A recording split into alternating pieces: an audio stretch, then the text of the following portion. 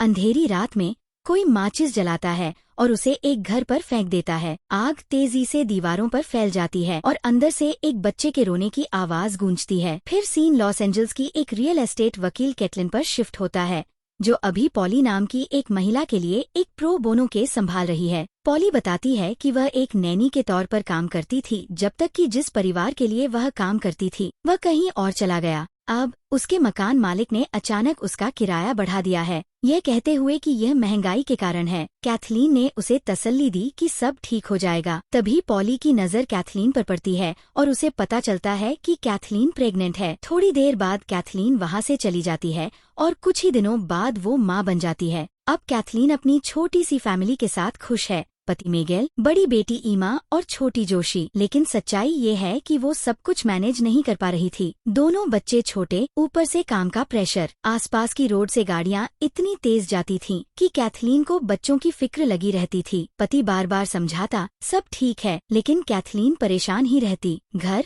बच्चे, काम सब एक साथ संभालना मुश्किल हो रहा था। एक दिन कैथलीन अपने बच्चों को लेके मार्केट गई तो वहाँ फिर पॉली से टकरा गई। दोनों ने खूब बातें की, लेकिन ईमा बार बार मम्मी का हाथ खींचती रही। पॉली ने देख लिया कि कैथलीन के लिए बच्चों को संभालना कितना मुश्किल हो रहा है। तभी पॉली बोली, तुम जानती हो ना मैं नैनी का काम करती हूँ, चाहो तो मैं शाम तक तुम्हारे बच्चों को संभाल सकती हूँ। तुम ऑफिस जाओ और जब काम खत्म हो जाए आ जाना। कैथलीन को ये आइडिया पसंद आया, लेकिन फिर भी थोड़ी झिझक थी। ऐसे किसी को घर में नैनी कैसे रख लें? पॉली ने बताया कि वो पहले रोज नाम की औरत के यहाँ काम करती थी, चाहो तो उससे पूछ लो। कैथलीन ने रोज से बात की। रोज ने पॉली की काफी तारीफ की। फिर कैथलीन ने मिगेल से चर्चा की, उसने भी हाँ कह दिया। अगले दिन पॉली उनके घर आ गई। पॉली ने बच्चों के साथ खूब अच्छी बॉन्डिंग बना ली। ईमा और जोशी दोनों खुश, और ये देखकर कैथलीन और मिगेल की जान में जान आई। चलो, बच्चों के लिए बढ़िया नैनी मिल गई। अगले दिन कैथलीन का दोस्त और कलीग स्टुअर्ट अपनी पत्नी के साथ डिनर पर आने वाला था। कैथलीन ने ठान लिया कि आज डिनर वो खुद बनाएगी। मिगेल और पॉली मदद करना चाहते थे, पर कैथलीन ने दोनों को किचन से बाहर भेज दिया। किसी ने गौर नहीं किया कि पॉली ने चुपचाप सूप में कुछ मिला दिया था। क्या डाला पॉली ने, ये तो आगे पता चलता है। रात को स्टुअर्ट और उसकी पत्नी आए। पॉली भी डिनर पर रुक गई। बातचीत में पॉली ने सबको बताया कि वो बहुत गरीब है, अब इस बड़े शहर में नहीं रह सकती, कल अपने गांव लौट जाएगी। ये सुनकर कैथलीन को अजीब सा लगा, इतनी अच्छी नैनी मिली थी, वो भी अब जा रही थी। डिनर सबको पसंद आया, लेकिन रात में अचानक सबकी तबीयत बिगड़ गई। कैथलीन,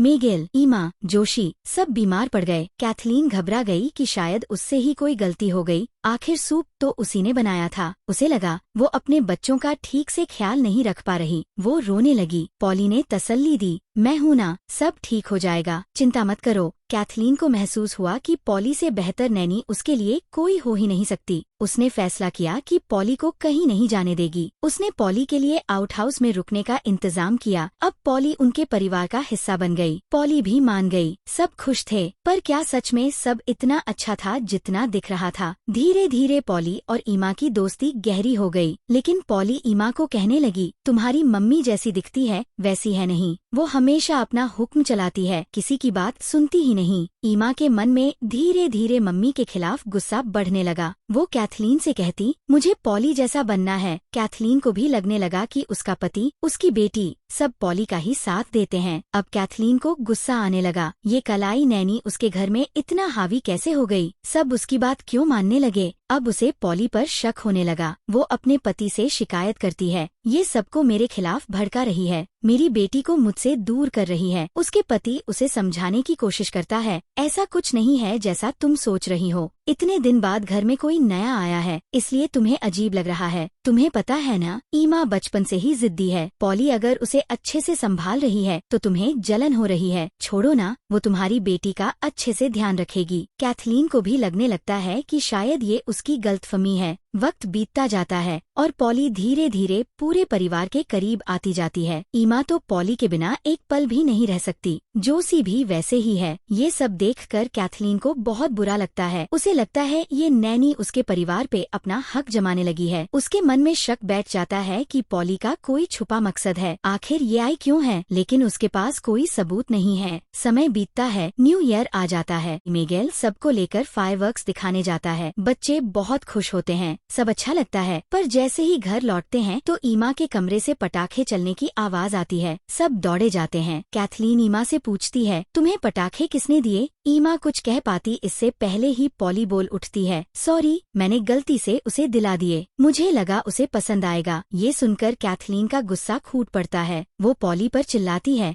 यहाँ से निकल जाओ। कैसी हिम्मत हुई मेरी बेटी को पटाखे देने की? कुछ हो जाता तो अब तुम इस घर में एक दिन भी नहीं रहोगी। जहाँ कैथलीन पॉली को निकाल रही थी वहीं ईमा और मिगेल उसे रोकने की कोशिश कर रहे थे। ये देखकर कैथलीन का गुस्सा और बढ़ जाता है और वो पॉली को घर से निकाल देती है। पॉली चली जाती है, लेकिन अब ईमा कैथलीन से बहुत नाराज हो जाती है। वो बात ही नहीं करती, सिर्फ इसलिए कि कैथलीन ने पॉली को निकाल दिया। कैथलीन मिगेल को समझाने की कोशिश करती है, पॉली सब जानबूझकर कर रही है। जितनी अच्छी वो दिखती है उतनी है नहीं। वो कुछ गलत करना चाहती है, मुझे पता है, लेकिन मिगेल उसकी एक नहीं सुनता। मिगेल भी अब कैथलीन से नाराज है। अब कैथलीन ठान लेती है कि वो पॉली का असली चेहरा सबके सामने लाएगी। इसके लिए उसे पॉली को फिर से घर बुलाना पड़ेगा। वो पॉली के घर जाती है, माफी मांगती है और फिर से उसे वापस ले आती है। ईमा, मिगेल सब खुश हो जाते हैं। इसके बाद कैथलीन अपने दोस्त स्टुअर्ट को बुलाती है और कहती है, देख पता कर ये असल में है कौन। स्टुअर्ट, जो उसका अच्छा दोस्त है, पॉली के कमरे की तलाशी लगाता है। पॉली के कचरे में उसे कुछ पेपर्स मिलते हैं। वो पेपर्स लेकर निकलने ही वाला होता है कि पॉली आ जाती है। स्टुअर्ट जल्दी से माफी मांगता है, गलती से आ गया था, लेकिन पॉली समझ जाती है कि स्टुअर्ट को अब कुछ भनक लग गई है। इधर कैथलीन देख रही है कि पॉली धीरे धीरे उसके घर पर कब्जा करने लगी है। उधर स्टुअर्ट पॉली के बारे में पता करने में जुटा है और आखिरकार उसे सच पता चल जाता है। इसके बाद वो पॉली को कॉल करता है और मिलने के लिए बुलाता है। पॉली को क्यों, कैथलीन को क्यों नहीं? बस थोड़ा सब्र रखो, अब बड़ा ट्विस्ट आने वाला है। जहाँ स्टुअर्ट को सच पता चल चुका है, वहीं कैथलीन भी चुप नहीं बैठती। वो उस औरत का पता लगाती है जिसके यहाँ पॉली ने पहले काम किया था, रोजन। पता चलता है रोजन नाम की औरत एक रिहैब सेंटर चलाती है। कैथलीन वहाँ जाती है और पूछती है, पॉली कैसी थी? बच्चों के साथ उसका व्यवहार कैसा था? रोजन बताती है, पॉली ने कभी मेरे यहाँ काम नहीं किया। वो मुझे एक पेशेंट की तरह मिली थी। उसे नशे की लत थी। मैंने अपने रिहैब सेंटर में उसकी मदद की थी। उसने मुझसे वादा किया था कि अब ये सब नहीं करेगी। फिर एक दिन बोली, अगर कोई कैथलीन नाम की औरत कॉल करे तो कह देना कि मैं तुम्हारे यहाँ काम करती थी, ताकि उसे जॉब मिल जाए। ये सब सुनकर कैथलीन का गुस्सा 7वें आसमान पर पहुँच जाता है। अब उसके पास सबूत है। वो मिगेल के पास जाती है और सब कुछ बता देती है। पॉली ने हमसे झूठ बोला, वो कभी रोजन के यहाँ काम नहीं करती थी। मगर मिगेल अब भी पॉली के खिलाफ कुछ सुनने को तैयार नहीं है। वो समझाता है, शायद उसने जॉब के लिए झूठ बोला हो, पर देखो तो सही हमारे बच्चों का कितना ध्यान रखती है। तुम बेवजह चिंता मत करो, पॉली बहुत अच्छी है। कैथलीन का दिमाग पूरी तरह घूम गया था। उसे समझ नहीं आ रहा था कि अब क्या करे। इन सब झंझटों से दूर आखिरकार पॉली स्टुअर्ट से मिलने पहुंचती है। स्टुअर्ट सीधे सीधे बता देता है कि अब उसे सब पता चल चुका है। पॉली का असली नाम रेबिका है और वो उसी शहर से आई है जहाँ से कैथलीन आई थी। स्टुअर्ट ने ये भी कह दिया कि उसे पता है कैथलीन के साथ असल में क्या हुआ था। असल में कैथलीन का नाम भी झूठा था। वो असल में जेनिफर थी। बचपन में जेनिफर ने एक घर में आग लगा दी थी जिसमें पूरा परिवार जलकर मर गया था। बस एक ही लड़की बची, रेबिका। उसके मम्मी पापा और बहन सब खत्म हो गए थे। जेनिफर ने सबको यही कहकर बचा लिया था कि रेबिका के पापा उसे मारने वाले थे और खुद को बचाने के लिए उसने गलती से घर में आग लगा दी। सबने उसकी बात मान ली। अब वो अपने पुराने शहर से दूर कैथलीन नाम से एक नई जिंदगी जी रही थी और पॉली, असली नाम रेबिका, यहाँ आई थी कैथलीन से बदला लेने के लिए। पॉली को सब समझ आ जाता है कि स्टुअर्ट को पूरी सच्चाई पता चल गई। वह पूछती है, अब आगे क्या करोगे? स्टुअर्ट उसे समझाता है कि इस बदले के चक्कर में मत पड़ो। मैं खुद कैथलीन से बात करूंगा।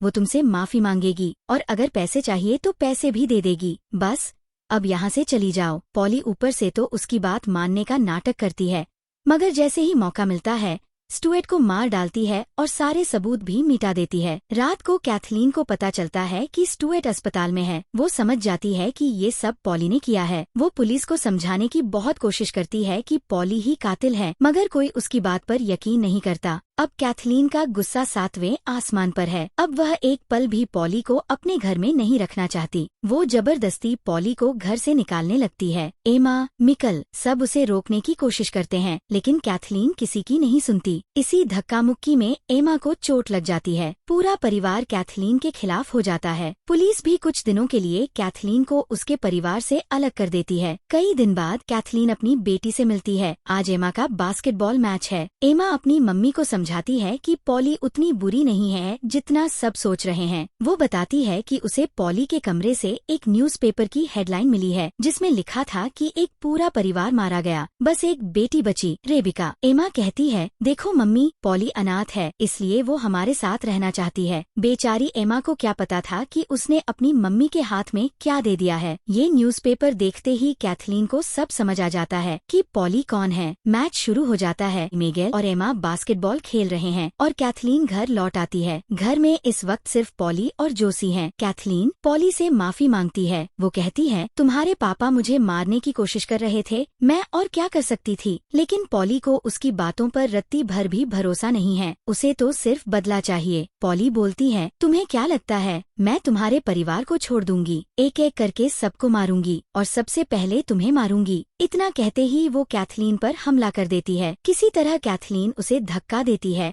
और जोसी को लेकर भाग जाती है। इधर मिकल देखता है कि कैथलीन घर पर नहीं है। उसे शक हो जाता है कि वो घर गई होगी। वो भी एमा को लेकर घर पहुंचता है। घर पर कैथलीन जोसी को लेकर भागने की कोशिश कर रही थी, लेकिन पॉली भी पीछे पीछे आ जाती है। वो कैथलीन की कार का शीशा तोड़ने लगती है। उसी वक्त एक कार आती है और पॉली को टक्कर मार देती है। पॉली सड़क पर गिर जाती है। मिगेल और एमा भी पहुंच चुके थे। उन्होंने भी पॉली का असली चेहरा देख लिया। पॉली बच नहीं पाती, उसकी मौत हो जाती है। मिकल अपनी बीवी से माफी मांगता है कि उसने उस पर यकीन नहीं किया था। कैथलीन को लगता है अब सब ठीक हो गया, लेकिन क्या वाकई सब ठीक हो गया? क्योंकि अब कहानी एमा की तरफ मुड़ती है और एमा भी धीरे धीरे पॉली जैसी बनती जा रही है, या शायद पॉली की आत्मा अब एमा के पास जा रही हो। कहानी दुख और रहस्य के साथ खत्म हो जाती है।